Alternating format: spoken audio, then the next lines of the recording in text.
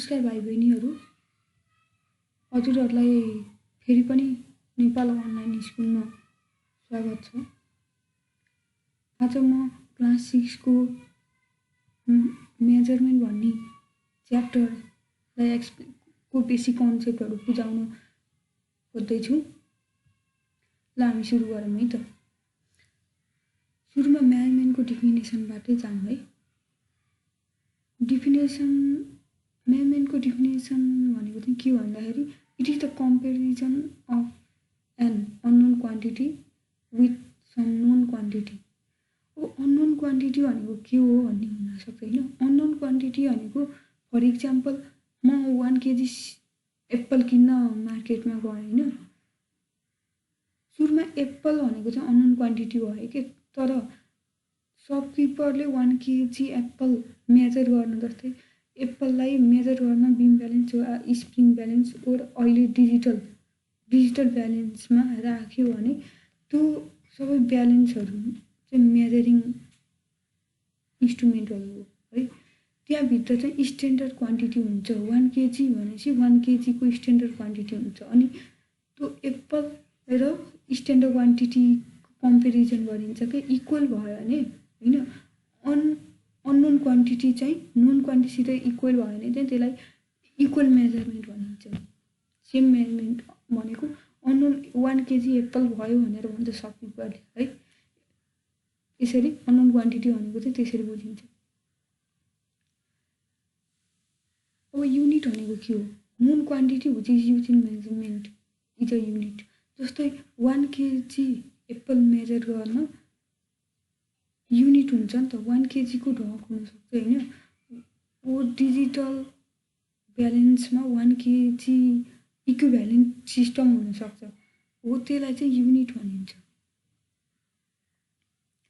अब हामी local measurement सिस्टममा जाउँ है त। लोकल मेजरमेन्ट सिस्टम भनेको चाहिँ के हो भन्दाखेरि पहिला एउटै सिस्टम नहुँदाखेरि है मान्छेहरूले ठाउँअनुसार आफूलाई सजिलो भए अनुसार मेजरिङ सिस्टम थियो हैन। जस्तै with the help of individual arm length हैन, व्हिच नेचुरल पिपुलहरूले चाहिँ लेन्थ चाहिँ आर्म लेन्थले मेजर गर्थे। जस्तै अहिले आर्मले मेजर गर्ने एउटा इक्जाम्पलहरू घरतिर जग्गा नाप्दाखेरि हात हैन, 1 हात 2 हात भनिन्छ नि, त्यो मान्छेको इन्डिभिजुअली हातले मेजर गरिन्छ। बट तर त्यो त इन्डिभिजुअल अनुसार फरक हुन्छ नि त हैन र। त्यसै गरी अब धान हैन, गहुँ अथवा कुनै एउटा तरकारी मेजर गर्दा मानापाती हैन ले मेजर गरिन्थ्यो। तर त्यसको मेन बेफाइदा के भयो भन्दाखेरि हैन, मेजर ड्रब्याक्स चाहिँ के भयो भन्दाखेरि गाह्रो भयो कि। जस्तै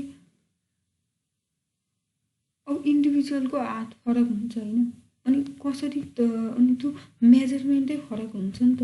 त्यसै गरी मानापाती हैन, पाथीबाट मानामा लान मान्छेहरूलाई गाह्रो भयो, मानाबाट पाथी भने कति बुझ्न गाह्रो भयो। त्यही भएर स्ट्यान्डर्ड मेजरमेन्ट सिस्टम आयो। स्ट्यान्डर्ड मेजरमेन्ट सिस्टममा चाहिँ के हुन्छ भन्दाखेरि standard measurement should indicate the same measurement number all over the place। भनेको यदि मैले हैन यहाँ 1 केजी एप्पल मेजर गरेँ नेपालमा भने त्यसलाई जापानमा लगायो भने त्यो 1 केजी नै हुनुपर्छ। त्यो स्ट्यान्डर्ड मेजरमेन्टले भने स्ट्यान्डर्ड मेजरमेन्टको प्रिन्सिपल अनुसार चलेको हुन्छ त्यो बल्ब है। यसमा चाहिँ के हुन्छ भने physical quantities use for the measurement all over the world should remain equal। Physical quantity भनेको मेनली के बुझिन्छ? मास, लेन्थ र टाइम बुझिन्छ है। यो मास, लेन्थ र टाइम मेजर गर्न हैन डिफ्रेन्ट इन्स्ट्रुमेन्टहरू छ।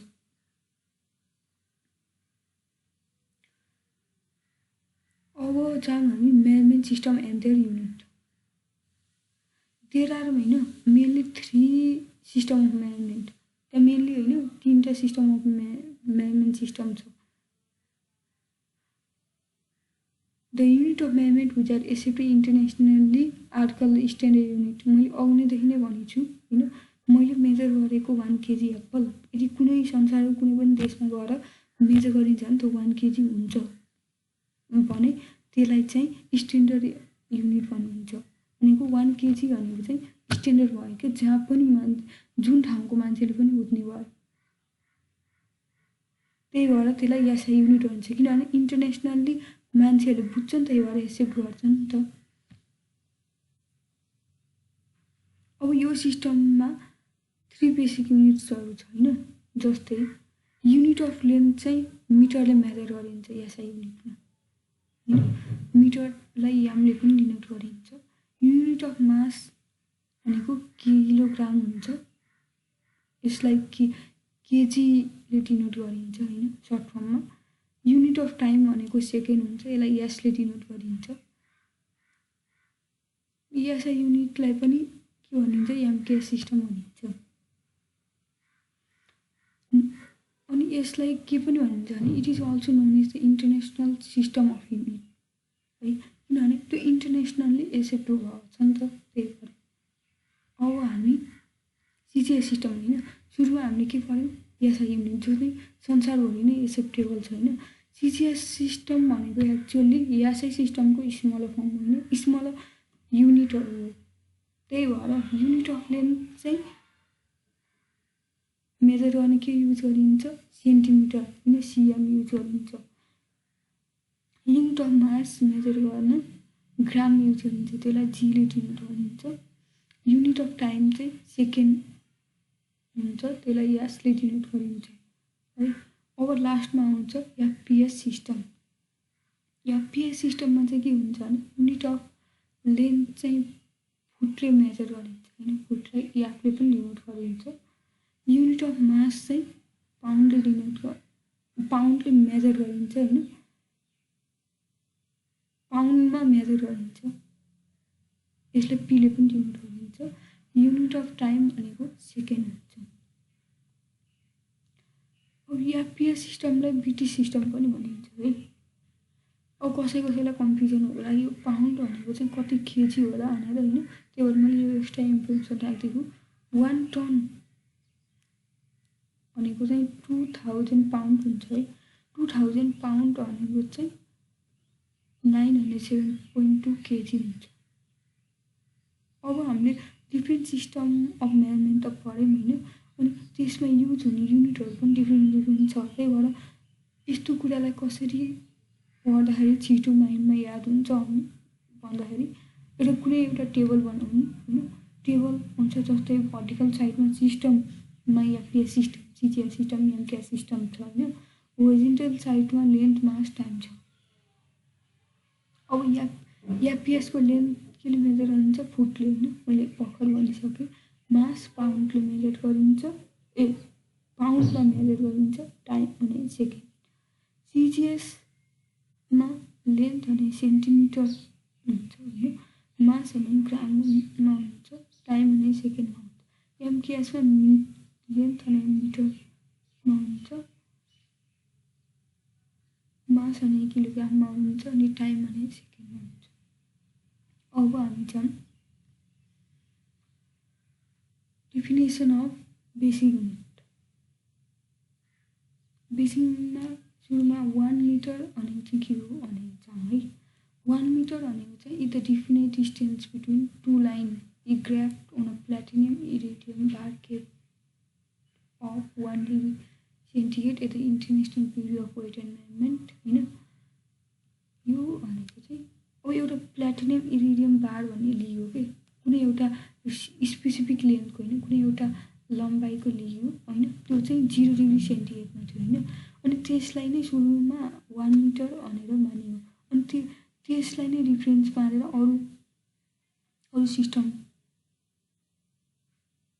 अरू लेन्थहरू मेजर गरियो होइन। त्यसलाई डुप्लिकेट मेजरमेन्ट इन्स्ट्रुमेन्ट बनाइयो, त्यसरी नै वर्ल्डभरि नै 1 मिटर भनेर गयो है।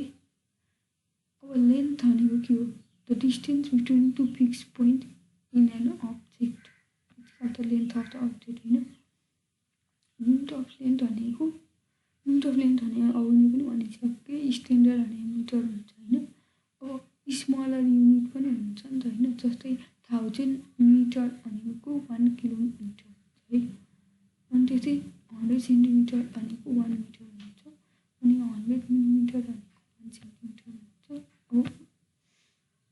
अब मासको कुरा नि त, मासमा युनिट अफ मास भनेको के हो, आउने पनि मिटर रहेछ कि किलोग्राम हुन्छ।